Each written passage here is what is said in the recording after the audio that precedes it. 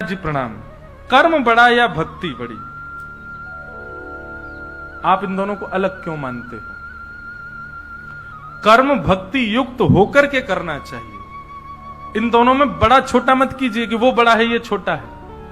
कर्म कीजिए, नाम जपते चलो, ध्यान धरते चलो, हर समय कृष्ण का ध्यान धरते चलो, काम की वासना को मिटाते चलो, कृष्ण गोविंद गोपाल गाते चलो।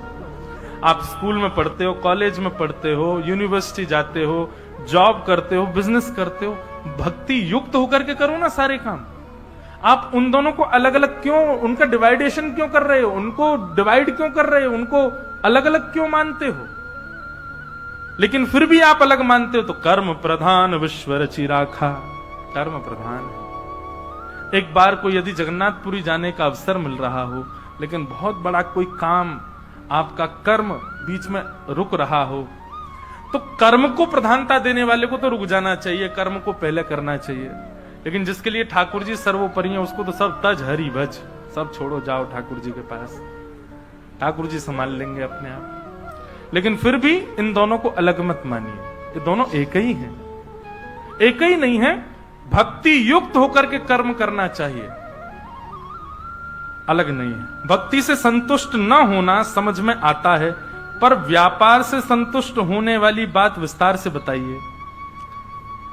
वाह, भक्ति से संतुष्ट नहीं होना चाहिए, यह बात तो महाराज जी समझ में आ जाती, पर आप कह रहे हो कि व्यापार से संतुष्ट हो जाना चाहिए। इस बात को बताओ। देखो, ये हमने इस परिप्रेक्ष्य में कहा था, जिसके लिए भक्ति प्रधान है, जिसके लिए जो वस्तु प्रधान है उससे कभी संतुष्ट मत हो, इसीलिए उसमें गति प्राप्त करोगे। अगर आप व्यापार में गति प्राप्त करना चाहते हो, उससे संतुष्ट मत हो, लगे रहो लगे रहो लगे रहो। और लगा व्यक्ति तभी रहता है जब संतुष्ट नहीं होता। संतुष्ट हो जाता है तो विश्राम करता है। भोजन करते करते जब संतुष्टि हो जाती तभी हम कहते बस अब नहीं। ऐसे ही जिसको भक्ति मार्ग प्रधान है, वो भक्ति में कभी संतुष्ट ना हो। व्यापार मार्ग प्रधान है, व्यापार संतुष्ट, लेकिन जिस मार्ग को आप चुनो उसके अलावा बाकी सबसे फिर संतुष्ट हो जाओ, उससे संतुष्ट मत हो। अगर भक्ति मार्ग आपके लिए सब कुछ है तो फिर परिवार, व्यापार, इन सबसे संतुष्ट रहो। लॉस हो रहा है तो भी संतुष्ट, प्रॉफिट हो रहा है तो भी संतुष्ट। हम तो केवल ठाकुर जी के हैं, हम अच्छा हो बुरा हो हमें उससे कोई मतलब नहीं। फिर दया और कृपा, इसमें डिफरेंस क्या है? दया मानव करता है, गुरु करते हैं, कृपा ठाकुर जी करते हैं। कृपा मानव का अधिकार नहीं है। दया किसी के भाव को देख करके की जाती है, पर कृपा ठाकुर जी करते हैं, वो कई बार भाव भी नहीं देखते, कर देते हैं बस।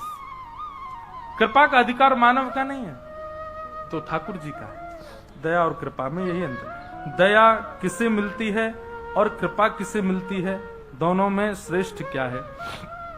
बात श्रेष्ठ स्पष्ट यही हो जाती है कि दया मानव करता है, कृपा भगवान करते हैं। दया मानव किसी की स्थिति देख करके करता, पर ठाकुर जी कई बार स्थिति भी नहीं देखते फिर भी दया कर देते हैं, कृपा कर देते हैं।